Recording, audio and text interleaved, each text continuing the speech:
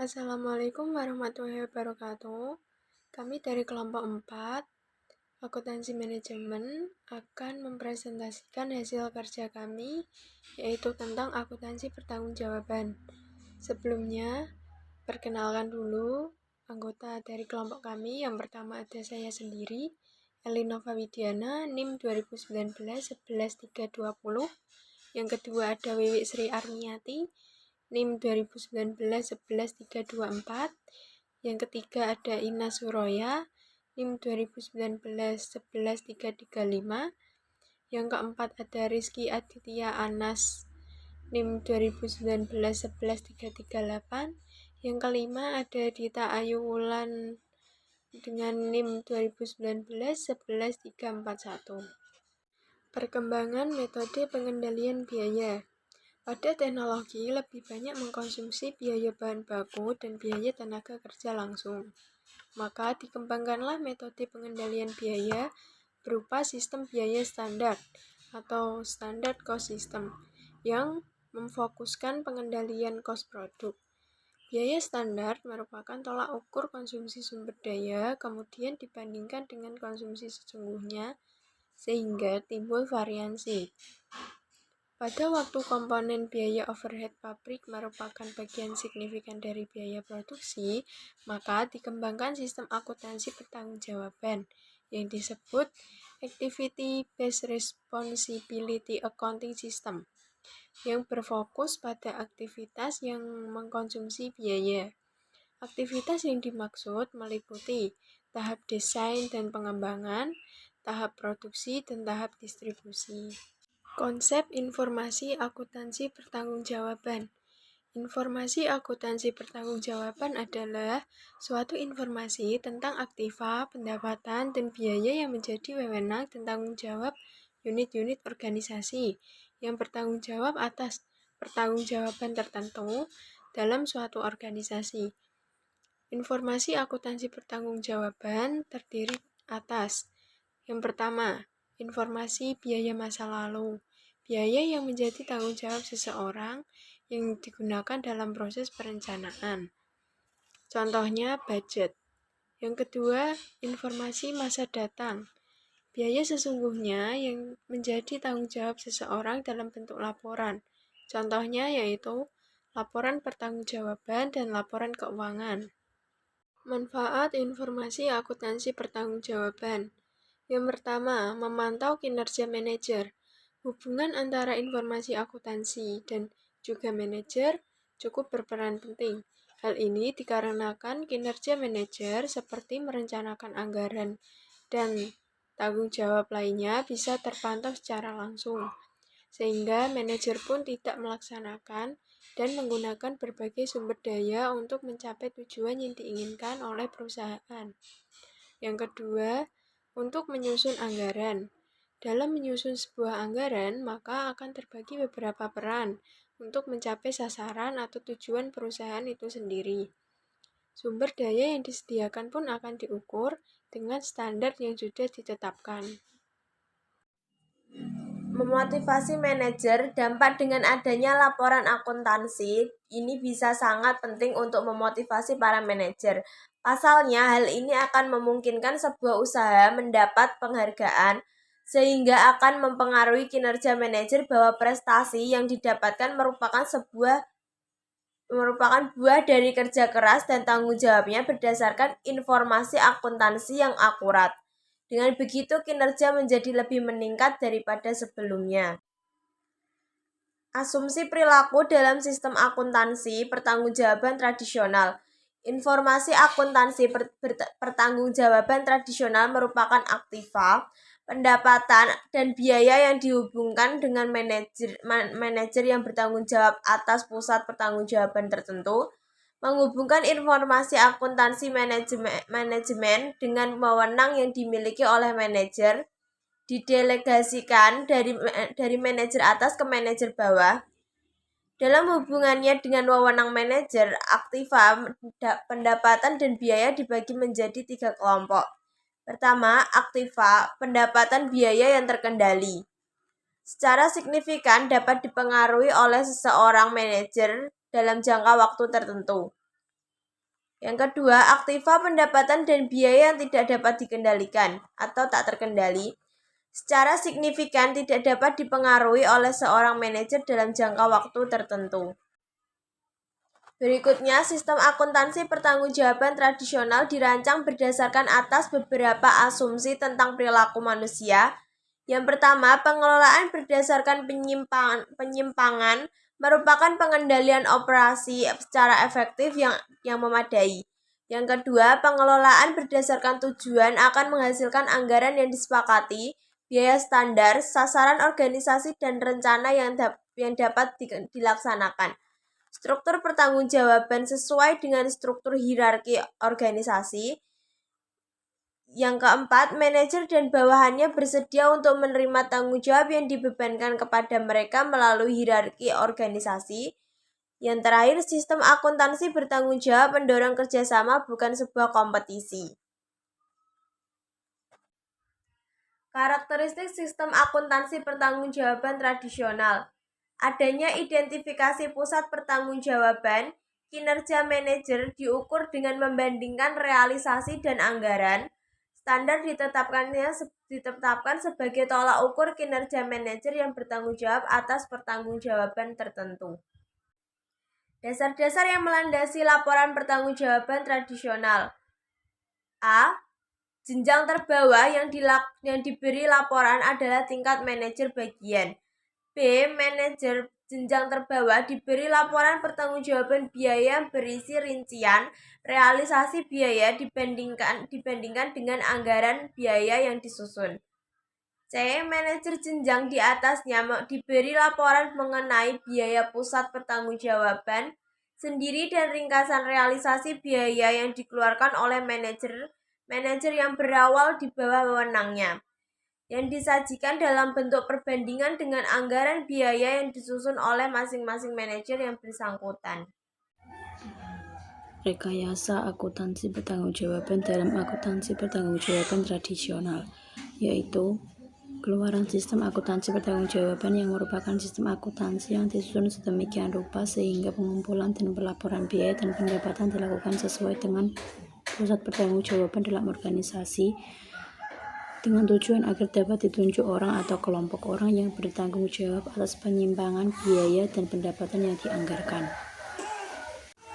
Activity-Based Responsibility Accounting System, yaitu suatu sistem akuntansi yang disusun sedemikian rupa sehingga pengumpulan dan pelaporan biaya yang dilakukan sesuai dengan aktivitas yang ada. Selanjutnya, aktivitas penambah nilai, yaitu aktivitas yang dilakukan untuk menjaga agar perusahaan tetap bertahan dan berkembang di dalam bisnis yang dijalankan oleh perusahaan.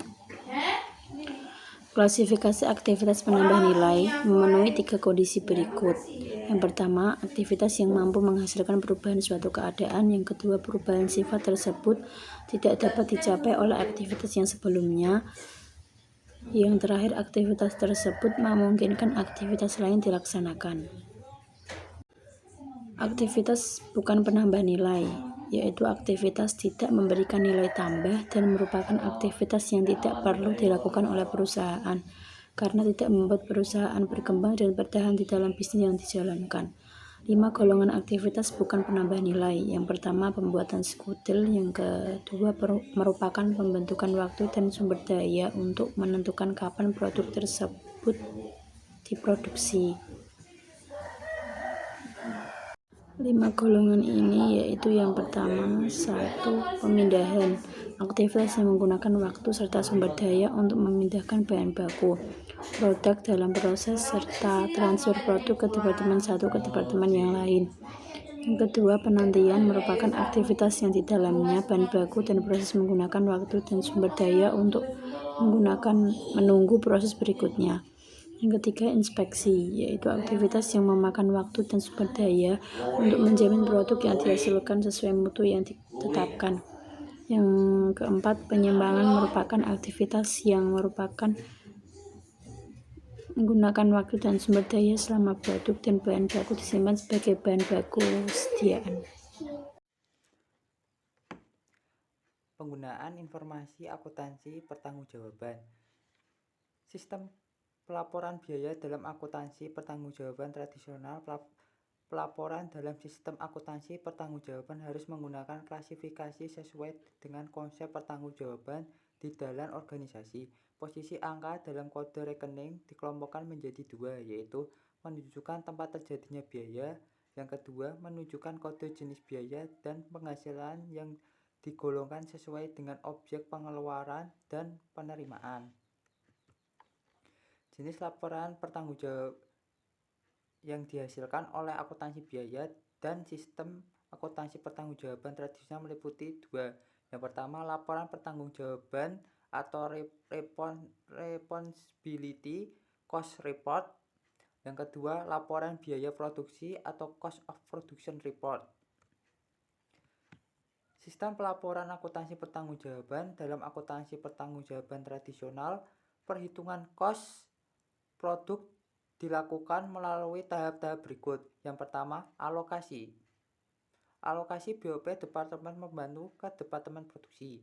Yang kedua, perhitungan kos produksi bagian kevel, bagian printing, dan bagian gas. Dalam menentukan terkendalikan atau tidaknya biaya, ada dua metode yang dapat dilakukan sebagai berikut. Yang pertama, didasarkan pada biaya yang dikeluarkan, seperti Departemen Listrik dibebani pertanggungjawaban atas terjadinya biaya listrik tersebut.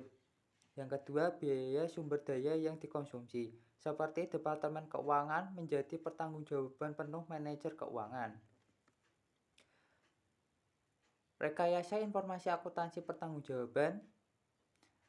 Penggunaan informasi pertanggungjawaban sistem akuntansi pertanggungjawaban tradisional mengarahkan manajer pada pengendalian biaya.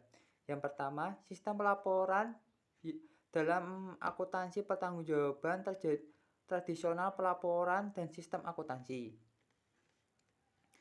Pertanggungjawaban harus menggunakan klasifikasi dan kode-kode rekening sesuai dengan konsep pertanggungjawaban dalam organisasi.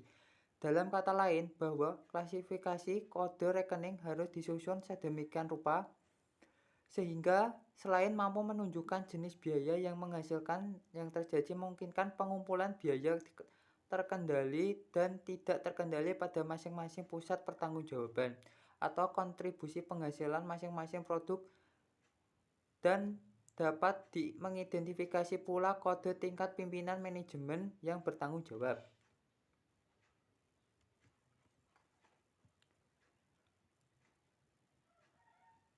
Posisi angka dalam kode rekening dikelompokkan menjadi dua. Yang pertama, menunjukkan tempat terjadinya biaya, menunjukkan jenis biaya yang penghasilan yang digolongkan sesuai dengan objek pengeluaran dan penerimaan.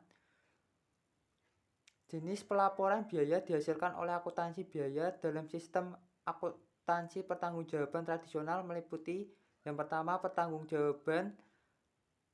laporan pertanggungjawaban atau responsibility cost report bertujuan agar manajer melakukan pengelolaan biaya dengan cara membandingkan biaya yang direalisasikan dengan biaya yang dianggarkan. Yang kedua, laporan biaya produksi atau cost production report bertujuan untuk menyajikan laporan biaya produksi untuk analisis biaya produk yang dihasilkan perusahaan tiap bulan.